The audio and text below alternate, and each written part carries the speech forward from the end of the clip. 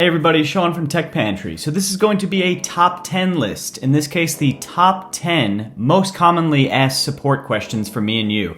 If you've got me&u as your online or QR ordering platform integrated with Lightspeed O series, or even if you're using another point of sale, most of these questions will probably affect you. It's probably something that you've asked or your management has asked, or you've got some new staff and you want to get brushed up. But anyway, in no particular order, let's dive in and answer these most common troubleshooting questions to get you better managing me&u at your venue.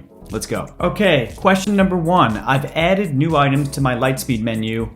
How do I get them to me&u? Or why am I not seeing them in me&u? And this is a pretty good question. The first thing to answer, quick answer, is that even though these two systems are integrated, they're not automatic. So if you do add new products to Lightspeed, you do need to still manually import them to me&u. To do this, you can go to your menu in the back office of me&u, go to menu items, go to bulk operations, and you should see your product sitting there, which you can then import. If you don't see it, you can also sync your items, and usually within a matter of minutes, you will see it. So then what happens if you still don't see your product? You've gone to bulk operations, you know you've added it in Lightspeed, you've pressed sync, and you still don't see it. Here is the pro tip. In Lightspeed, you can go to your product list and actually export all of your products to a CSV file. As an example here, I'm just going to use one of these menus. I'm just going to export my breakfast items just to show you what I'm talking about. Once I've clicked on export products and I download the export, this is the thing to note. There is a column in this CSV file which says show online, and you want that to have the number 1 there. If it has a 0 or it has nothing at all, those products are not visible online, and so that's why you're not seeing them in me&u. So it's just a matter of making sure that they have the 1 in that column, adding it if it's not there, re-importing that very same CSV file. So you can do that by saving this current one that you've created to your desktop. You can name it if you'd like, and then exporting it to CSV, re-uploading it, and within a matter of minutes, it should appear in your me&u menu, ready to import. All right, question number 2. How do I disable items or mark them out of stock? Another great question that you're going to use during service. Now, I have done another video on this called product availability, specifically with Lightspeed O series and the integration with me&u. Product availability is a great way to manage from the point of sale your stock, whether items are in stock or have gone out of service. You can manage it from there and it flows over to me&u. However, if you're running this unintegrated or you're running it with a different point of sale system, you can do this in me&u specifically if you'd like.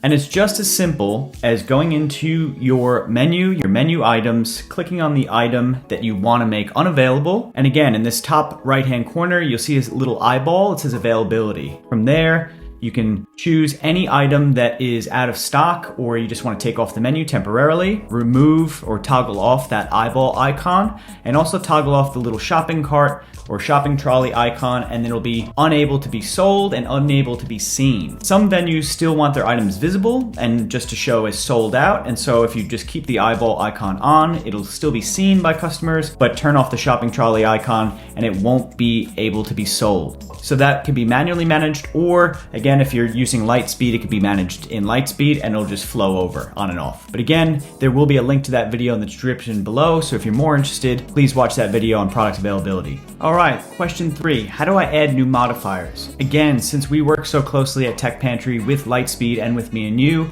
that integration is quite tight, extremely seamless. So we often recommend people just building their modifiers and modifier groups in Lightspeed because again, those will pull over to me&u. If you wanted to do this manually, if you're running a different point of sale, or if you're doing an unintegrated me&u system, you can go to your menu items and right below that, you'll see a little tab says modifiers and go over to create new modifier. This is where you can name it, put the price in, and put all the relevant information to attach to your items. But again, the much better way to do it, again, if you're running Lightspeed O series, is to go to your products, go to your option sets, create those option sets, attach them or link them to your products, and then those modifiers will pull over to me&u on your sync. Now, if you're not seeing those modifier groups, you may need to request from chat support to do a manual sync, highlighting the modifiers that you don't see because they do come over on the first initial sync, but they may not come over on future syncs. And that's adding modifiers. All right, question 4, how do I change my prices?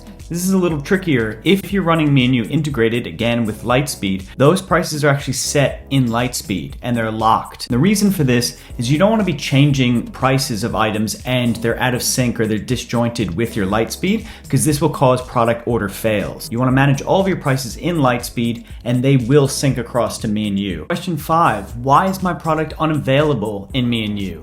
Now, oftentimes this can happen with an incorrect SKU, an incorrect product code that someone has manually gone in and changed. So as you can see on this menu, which is integrated with Lightspeed, luckily the POS ID, the PLU code is locked because of that integration, but if you're running something manual, it's very easy for a staff member to go in and incorrectly think that they're maybe changing the price or doing something else, and they're actually changing that product code. That will cause a product fail or a red order because those aren't lining up with your point of sale. So best practice is to not manipulate those, and if you are running integrated, luckily that should be locked, and if it's not, you shouldn't be using it anyway. So if that product's unavailable, check the SKU. If not, see if someone's actually manually turned it off like we covered in the previous questions, and whether or not they've just made it unavailable and you just need to tick it back on. If it's unavailable, it will just say not listed, and so that's a pretty good tip off as to why you're not seeing it. All right, questions 6 and 7 are pretty straightforward and they can both be answered pretty easily. Question 6 is, how do I apply public holiday surcharges?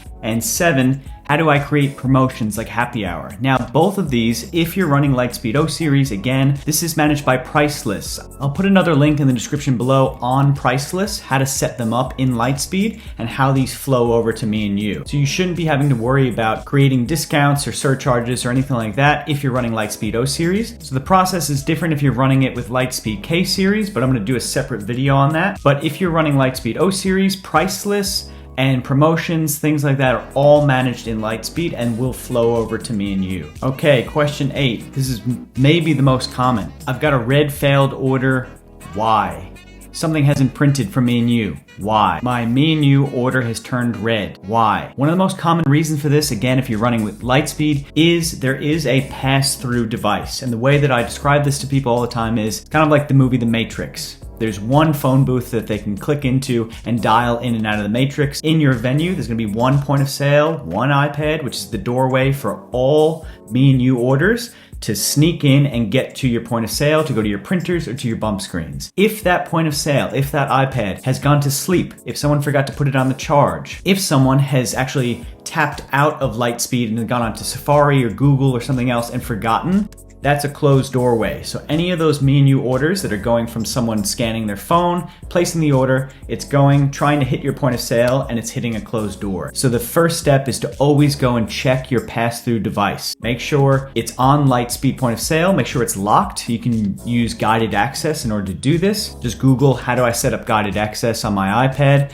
Very simple instructions to make sure that your staff don't tap out of it. Make sure it's always charging. You don't want it to be flat right when you open your venue, and it's going to take a while to get back up and running, but that's the most common order fails. Now, there's one other pro tip for this, which is also good to realize. That point of sale, that pass-through device, has to be on the same Wi-Fi network as all your other devices. Some venues run multiple Wi-Fi networks, maybe they have a backup one, and for some reason, maybe in the middle of the night or at some point, it's jumped from one Wi-Fi to the other. If that's on a certain Wi-Fi network and all of your other systems are on a different one, again, it won't talk to your printers, and you might get that red failed order. So that would be another thing to check. Go to your settings on your iPad and make sure that they're on the same Wi-Fi network. If all of this checks out, there may be network issues with your venue. Perhaps there's a drop in internet access, although that's very rare. But again, I would go through these multiple steps to see, and most likely this will solve your problem of getting red failed orders. Question number 9. My me&u order is complete, but it hasn't printed, or it hasn't gone to my bump screen. Why? Again, this is another feature or setting in your point of sale that it's worthwhile checking. When you've added your products, have you assigned it to a printer? A lot of times people forget this step. So in Lightspeed O series, for example, you can go to My Site, you can go over to Printers, you can scroll down to your specific printer where this item is supposed to print, whether it's a kitchen, coffee, front of house printer, whatever. Go down to the category that you've just added that product into, and just double check that it's actually ticked in order to print. The same thing applies if you're running Bump It or Lightspeed bump screens. You want to go into the bump screen settings and make sure that that product's been assigned to that bump screen in order to show up. If not, those items will come through me&u, but you might not know about it and you're gonna have some unhappy customers. So double check your printing settings. Anytime you're gonna be adding a new product, just double check you've made sure it's gonna print, or head to your bump screen. Okay, the 10th and final question is, I've done something in the back office of Lightspeed O series, why am I not seeing it in me&u? Again, this just comes with a little bit further education on the platform, what is automatic, what pulls over on a sync, and what doesn't. So to get specific with this, I've got a list here, and again, I'll put a link in the description below. You can read it for yourself. These are the things that change automatically when you do a sync to me&u.